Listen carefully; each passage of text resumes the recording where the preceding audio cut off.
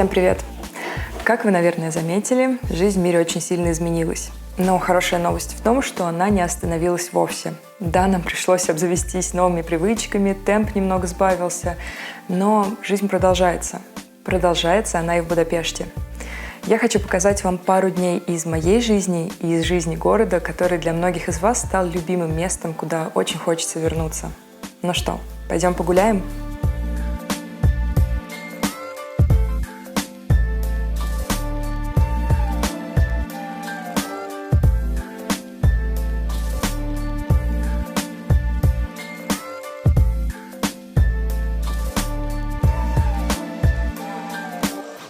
В городе обязательно нужно носить маску, неважно, где ты на улице, в магазине, на почте. А вот придя в парк, можно снять маску, и это кайф. В Будапеште становится уже довольно тепло, уже на этой неделе 15-17 градусов обещают. И когда жарко, все-таки тяжеловато будет носить маску. И я так думаю, что какие-то ограничения должны будут снять. Вот. Но пока текущие все ограничения с ношением масок, с комендантским часом действуют до 1 марта. Скорее бы уже это все отменили. Конечно, есть случаи, когда можно официально не носить маску на улице, в их числе любые занятия спортом, в том числе пробежки, катание на велосипеде, катание на скейте. Вот сейчас, кстати, я на площади Эржебет, и позади меня такой скейтерский бассейн, где, естественно, все без масок. Вот, а так, да, маски до сих пор носить обязательно во всех магазинах, на почте, в любых общественных местах, в общем, в том числе на улице. Штрафы я не знаю, какие, если честно, но точно какие-то неприятные суммы. И вчера прямо при мне на площади Сабатшак остановили какого-то парня, который шел без маски. И как-то было по нему видно, что маски у него нет совсем. И остановили его полицейские. Ну, в общем, у парня, видимо, возникли проблемы. Так что, да, в Будапеште в любом моменте, когда вы не в парке, не бежите, не занимаетесь спортом, обязательно нужно носить маску везде. Так как сейчас в Будапеште закрыты все рестораны, все бары, все места, где можно было бы посидеть внутри, то сейчас новую популярность приобретают вот такие столы, скамеечки на улице, где можно сесть, взять какой-то обед на вынос и посидеть, поесть вот за такими столиками. Но сейчас еще пока рано для времени обеда. Вообще в обеденный перерыв здесь вот просто все столы заняты. Ну, в общем, такая, да, новая реальность.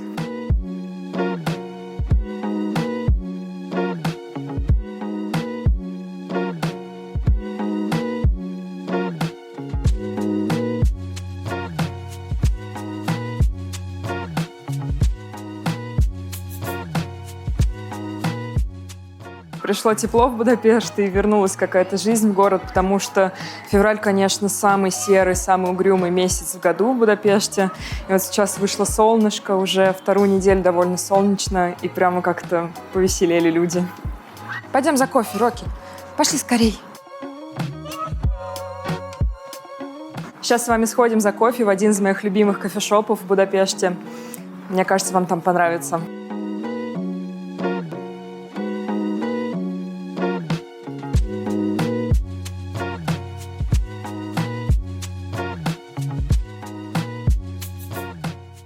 Ну, вот на многих ресторанах вот такие объявления висят, что внутри, конечно же, есть нельзя, только на вынос и на доставку на дом работают рестораны. Так и живем. Конечно, будапештцам это вообще все не нравится, и оптимизма не прибавляет еще и то, что сейчас органы государственные говорят о том, что, возможно, придет и третья волна. Якобы сейчас она уже начинается потихонечку. Вот, так что непонятно вообще, когда все откроется. Ну а пока мы с вами подходим к Nine Bar. Сейчас узнаем, как у них дела.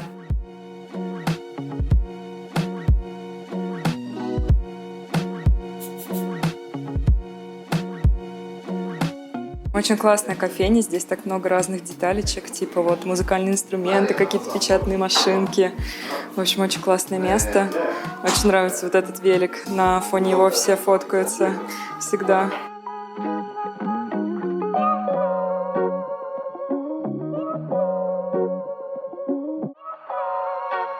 Помимо классной атмосферы и действительно качественного кофе, это место, конечно же, dog-friendly на 1000%. И любая собаченька, зашедшая сюда, будет обласкана, накормлена колбаской и зафоткана со всех сторон.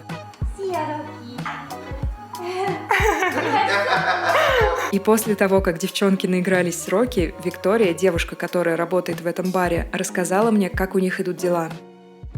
For this ambient, the cafes, the restaurants, it's really hard because for 1 month, for 2 months, okay, they can survive, they can have some money, but for 1 year, it's quite impossible. So the government should find a solution to this situation because I don't know how long we can resist still. So. But okay, we accept this situation. We can't do anything else. But I hope that it will end soon. So I wish you good luck, and I hope it will end soon. And everybody will be happy, and your cafe will be full of people again. Yeah. And this atmosphere is really missing because it's so good when also, as you can see our maps. That from how many countries we had guests, and these are actually the 4th maps. Yeah, so we have 3 others of these full. So it was so good that from all over the world we have guests. So we really miss it because it's not normal. Yeah, I can imagine. But it's like a ghost city. Oh, it's very sad. I hope everything will be okay soon. Yeah. So thank you very much. Thank you.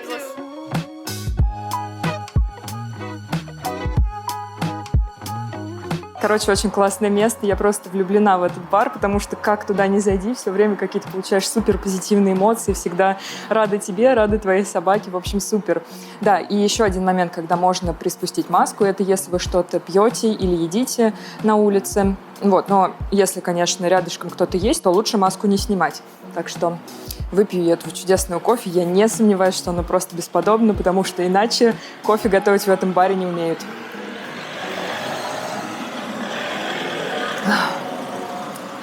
То, что нужно для утра. Это Flat White у меня. И это лучший Flat White в городе. Nine Bar. Заходите.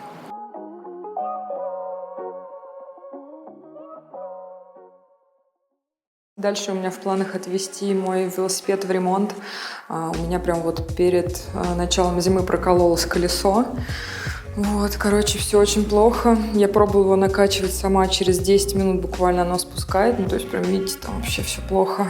Сейчас отвезу в ремонт. Надеюсь, быстро мне починят, потому что погода, конечно, классная. Уже хочется кататься на велике.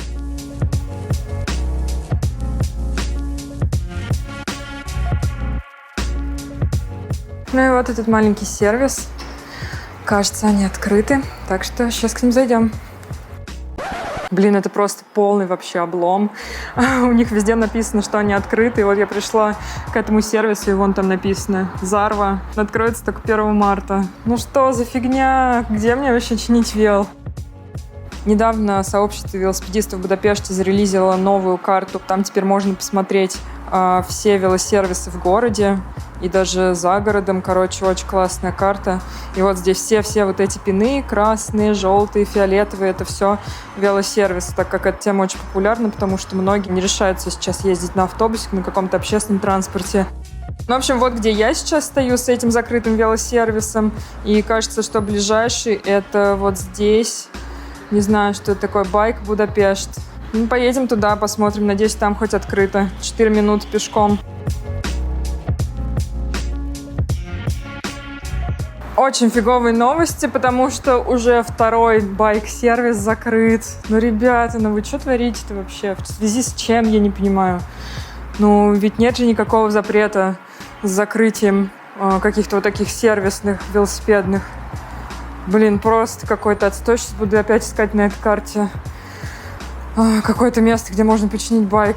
Но, походу, сегодня я так и не смогу сдать свой велосипед в ремонт, потому что все сервисы либо закрыты сегодня, либо вообще закрыты. Так что придется мне ехать домой, идти пешком домой с велосипедом. Вот, и уже звонить в какие-то сервисы, узнавать, что открыто, что закрыто. Но вообще, конечно, расстроилась, потому что я хотела, завтра, послезавтра покататься с подругой на великах. Вообще, по делам уже надо ездить на велике. Облом. Так, ну что, я уже дома, сейчас быстренько переоденусь и пойдем с вами на пробежку. Бегаю я в основном в центре города, потому что мне нравится бежать и смотреть на всякие классные городские достопримечательности. Вот, так что переодеваюсь и выбегаем.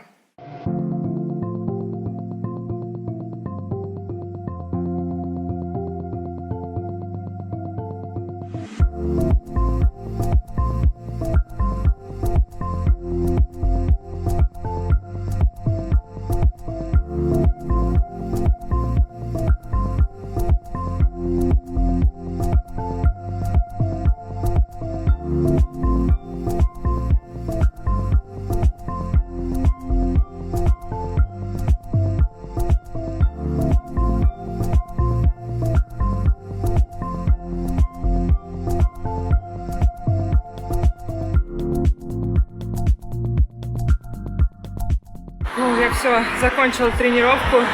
Сори, если плохо слышно, я не брала с собой микрофон для камеры. Сейчас немножко отдышусь и надену маску.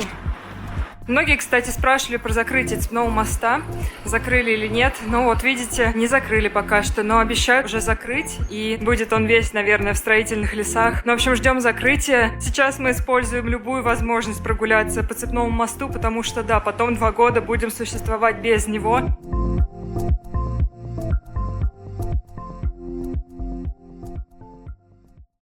Ну что, я уже дома с модной прической после пробежки. Ужасно просто хочу есть. Никакой еды у меня нету. Вообще не успел сегодня ничего приготовить, потому что возился с этим дурацким великом. Так что сейчас закажу еду из приложения Wolt. Это приложение, в котором мы чаще всего заказываем себе еду в Будапеште.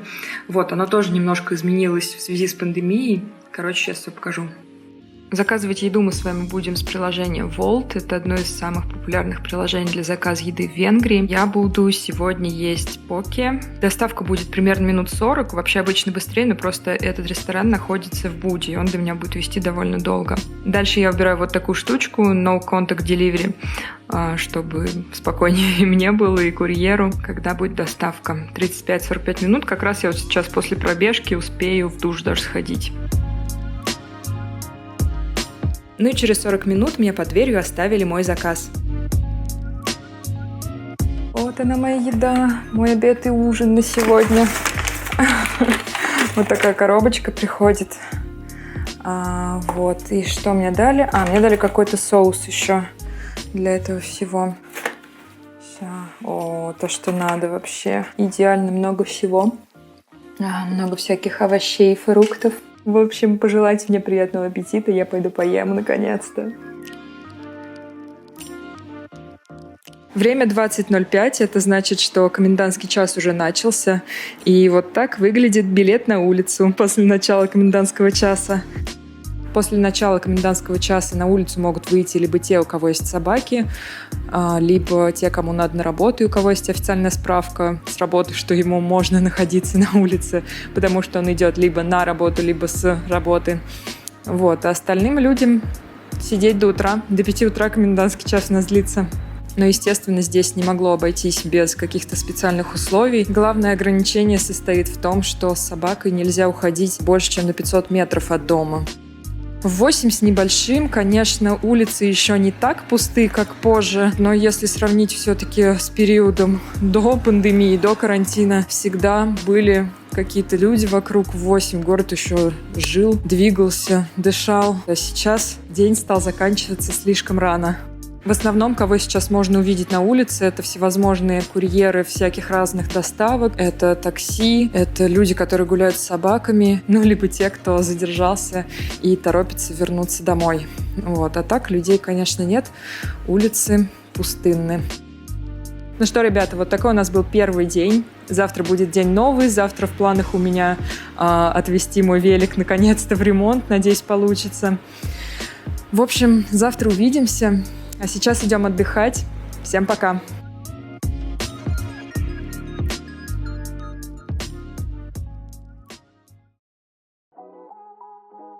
Всем привет, друзья! Доброе утро! Сегодня с вами продолжаем гулять по Будапешту, смотреть, как он изменился в связи с пандемией, что здесь нового появилось.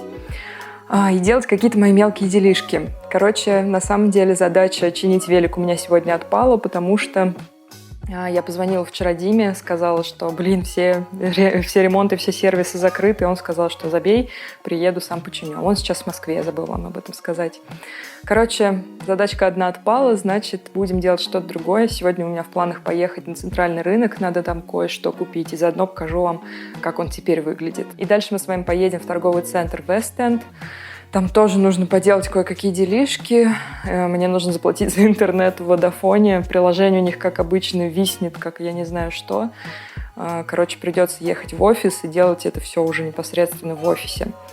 Вот такой пока план на день, а дальше посмотрим. Вот стоит мой велосипед сломанный, ждущий ремонта, так что я сегодня поеду по своим делам на Димином велике. Вот он стоит, только ему надо колеса подкачать.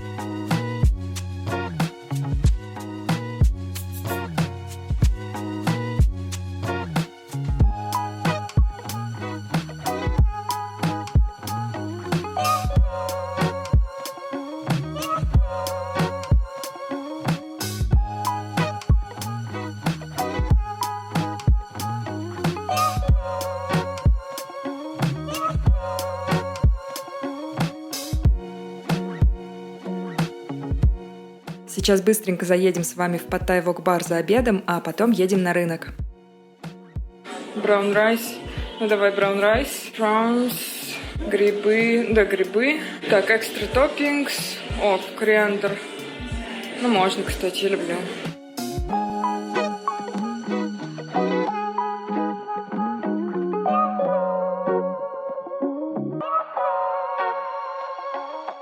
Сейчас я это есть не буду. Сейчас мы с вами сначала съездим на рынок, купим там то, что мне нужно купить, а потом уже поедем на набережную, пообедаем там.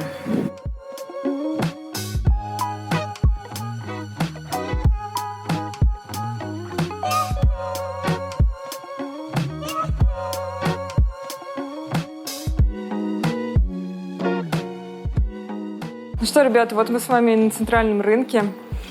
Как видите, народу здесь вообще совсем не так много, как было в лучшие времена, до карантина, до пандемии, в любой день, неважно, это выходной, будний день, здесь было всегда очень много людей. Прям такие реки людей, толпы каких-то туристов всевозможных, которые все на свете везде пробовали. Сюда очень многие гиды даже водили группы. У нас тут, я знаю точно, что у всех есть свои лавочки, куда гиды приводят своих туристов. Ну а сейчас, как видите, даже многие лавки совсем закрыты, но тем не менее открытых лавочек тоже много. Сейчас с вами поднимемся наверх, посмотрим, чего-нибудь там открыто или нет. Те, кто бывал в Будапеште, они знают, что наверху в основном какая-то сувенирка все время продавалась. Там также была ресторанная зона небольшая, где можно было классическую, традиционную венгерскую еду попробовать. Да, все вообще завешено тентами. Туристов нет, и туристическая отрасль со всякими штучками, сувенирчиками вымерла, так скажем. Что не может, конечно, не огорчать. Но рынок, как всегда, прекрасен. Но если бы здесь было много людей, все бы галдели, торговались, смеялись, ругались, было бы гораздо веселей. В целом у меня дома есть все уже, наверное, все фрукты, овощи. Единственное, что мне хотелось бы здесь купить, это квашеная капуста. Я ее здесь покупаю у одной тетушки. Сейчас вам покажу мое любимое место, где я покупаю все соленья. Так, мы с вами сейчас на -1 этаже. И вот здесь везде развешаны фоточки людей, которые здесь покупают что-то. Мне очень нравится вот эта женщина, такая смешная. В зубах ковыряется, попала на фото. Короче, как будете в Будапеште, придете на центральный рынок, рекомендую вам рассмотреть вот эти фото, там очень забавные персонажи попадаются. Тут у нас любые соленья, фаршированные огурцы, какие-то и острые соленья, и какие угодно. В общем, здесь мне больше всего нравится брать соленья всякие. Вот я хочу вот ту капусточку взять. Вот всякие эти знаменитые соленья с улыбочками, мышки, очень классные.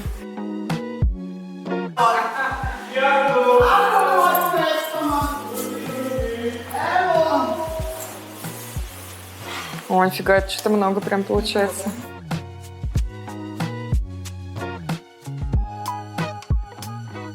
Поприветствуйте счастливого обладателя кило 200 квашеной капустки. Ну а дальше мы с подругой заскочим на набережную пообедать с нашими воками. Погода для этого самая подходящая. Полный вообще. Вот.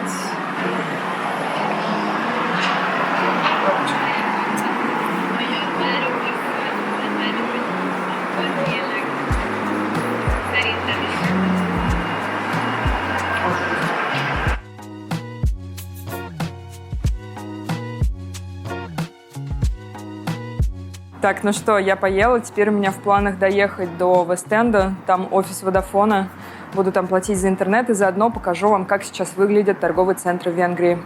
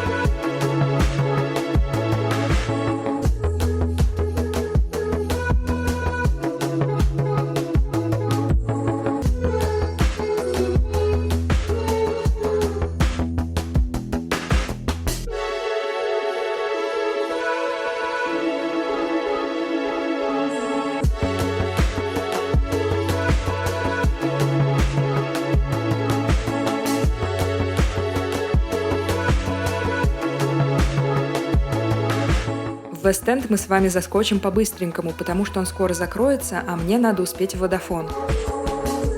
При входе во все торговые центры теперь можно встретить стенды с информацией про антиковидные меры и столбики с септиком для рук. Везде на перилах появились вот такие таблички с напоминанием про социальную дистанцию. А в зоне фудкорта убрали все столики, потому что есть внутри заведений пока нельзя. Каких-то крупных закрытий или изменений я не заметила, так что можно сказать, что в моллах в целом все как обычно. Вышли мы с псом на вечернюю прогулку, дошли до базилики, и здесь уже такая классика. Люди берут вино в Дивино и сидят на ступенечках у базилики или устраиваются вокруг фонтанов и пьют вино на улице. Ну, вот сейчас время где-то 6:30, в 7 часов Дивино закроется, и люди побредут по домам.